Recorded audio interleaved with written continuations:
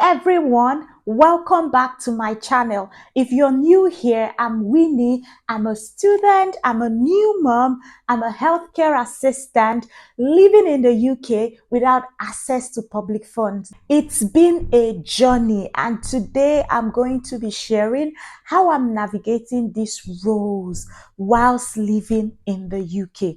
Now, whether you're a new mom, whether you're a student, whether you're a healthcare assistant, a nurse, whatever your job role is, if you're someone who has multiple roles, this video is for you. I hope from this video you get some practical advice as well as solidarity. Now, if you haven't clicked the subscribe button yet, please click on the subscribe button. Please like, please share, and please comment on this video. Let's engage, let's learn from each other.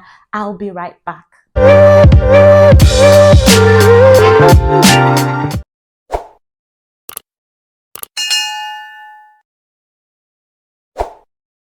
Being a new mom, studying as a student nurse, and being a healthcare assistant, juggling these multiple roles is no easy feat, I tell you. It's not an easy task. And there are some days where I feel practically drained. I feel overwhelmed. But then there are some things I have done that has made this journey easy. But I must give you a warning. It hasn't come without compromises. I'll be sharing these compromises later on into this video. Right now, let me start with the tips. Tip number one, time management is key. If you have to be juggling multiple roles, you need to have time management skills. Personally, I use a scheduler. I have a diary where I schedule in all my activities for the month, for the year, and for years to come. If you get what I mean. This is because I find out that I could forget some important details like baby's appointments and other important appointments that I need to keep. But to make sure I stay on top of all these things, I need a daily planner. This helps me stay organized and on top of everything that needs to be done. Number two, I prioritize. I prioritize. You can't get everything done. I've come to that resolution and I've found peace within myself, coming to that realization that you can't possibly get all the whole tasks done in the time limit that you want it to be done. So I give myself a bit of grace, okay, by prioritizing. So what comes important stays on top of my list. So that way I know that I'm doing what needs to be done, the urgent tasks that need to be done. Also, I delegate. Now, if you have family support, if you have friends, try to delegate some tasks that you know they can do to them, okay? So I know how to delegate chores, like maybe if I need to go shopping and I see someone who can help, I could ask for help from people, delegate to people. Can you support me with this? Can you help me with the cleaning, with the cooking? Just try as much as you can to delegate if you've got that support, okay? So time management, prioritizing, delegation, and there's something else I do, time blocking. Yes, as a new mom, I used to feel guilty of not giving my baby the attention that she needs, but over time I've learned what time blocking is, and put simply, it means assigning a particular time slot for an activity, say 2 hours for studying and then 1 hour attending to baby. So that way I know that I'm doing a little bit of both, okay? There's a bit of balance there. I'm not focused on my studies so much that I neglect my childcare responsibility or family responsibility. So time blocking has helped me. 2 hours on this, 1 hour on this, 30 minutes on this. It's just about scheduling everything in, okay? It helps me stay on top of my game. Having a support system, I cannot overemphasize this. Having a support system goes a long way, especially if you're a new mom juggling multiple roles, okay? So leaning on a strong, solid support system.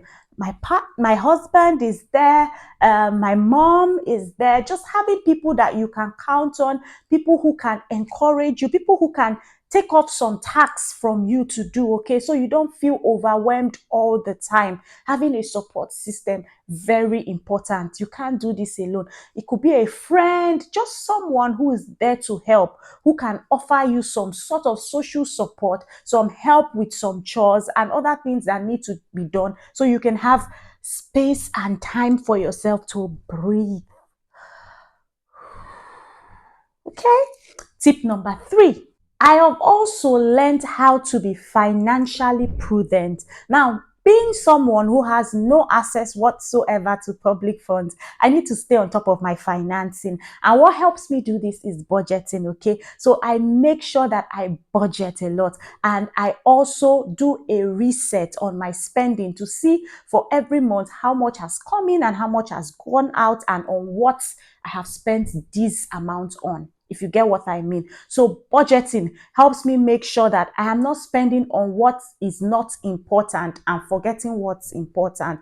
But also within my budgeting, I always put in a little amount for miscellaneous. And what is this for me? It's just to account for any emergencies that may come up. And also, I will also advise anyone out there watching me, make sure you have some emergency funds set up, okay? You just might never know when that becomes handy. So make sure you're on top of your budgeting. There are several budgeting apps that you can use. I'll be putting links to budgeting apps in the description.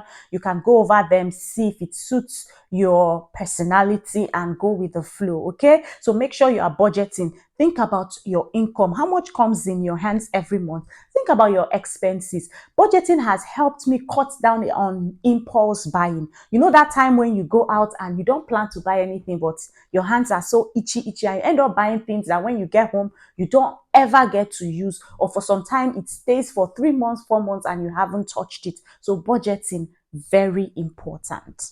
Now, still on the topic of budgeting, I also make sure I take advantage of student discounts. As a student in the United Kingdom, and I would like to think in other countries as well, there are some discounts that you can access, okay? Many shops offer discounts to students, especially when you take advantage of their cards.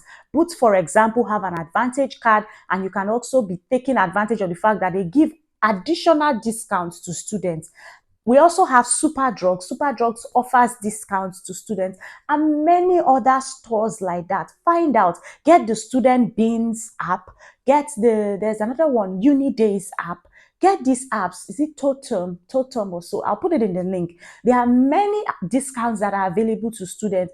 It could be as little as 10% discount, 5% discount. It's something, okay? So make sure you are exploring discounts, but not just discounts. Try to take advantage of cards for different brands, okay? When you get their cards, you accrue points for every purchase you make. And at the end of the year, those points you accrued could amount to money which you can use to buy something for yourself. Who doesn't like a Christmas gift or end of year gift for a year of hard work, okay? So take advantage of discounts, take advantage of take advantage of cards. I don't know what they call these cards. Is it discount cards? I'm not sure what they call them, but I'll put a picture of what I'm talking about. All right. Now, let me talk about the compromise I've had to make as a new mom juggling multiple roles. I've had to compromise on exclusive breastfeeding. Yes, don't judge me. Okay. It's so easy for me to talk about this now, but at first it wasn't easy because I kept on beating myself about it because I had already had this dream of, oh, I'm going to exclusively breastfeed my baby. But I found out that juggling multiple roles, it wasn't just easy. Using a breast pump helps. I wouldn't deny that fact. But the hours I spend on pumping with the breast pump, I just feel so tired at the end of the day that I just decided, no, no, no, no, no, no, no. What's important is that baby is fed, baby is happy, and baby is thriving. Okay, so I had to talk to myself, do a mind reset, okay, to make myself feel good that, oh, even though I am not exclusively breastfeeding, I am also feeding my baby. And it doesn't matter if it's formula feeding or it's breast milk, okay? Now, I am not saying that you have to formula feed your baby or you have to exclusively breastfeed your baby. I'm just saying do what works best for you. At the end of the day, when mom is happy, baby is happy, everyone is happy, okay? So that has been my biggest compromise, not exclusively breastfeeding. Am I happy about it? Not really, but am I fulfilled at the moment? Am I feeling okay at the moment? Yes, I am, because that's the best thing for me to do at the point where I am. So guys, that's all I've got to share with you. These are the tips that have helped me navigate the multiple roles I have at the moment. If you have any additional tips for me, how are you navigating multiple roles? What is it that you're doing? How are you navigating those roles? And if you haven't subscribed yet, please click on the subscribe button. I hope you learned a thing or two from what I just said. Join my community, guys. Click on the notification button so that you get updated when there's a new video. And until we meet again, guys, keep winning and enjoying life, and love you guys. Bye.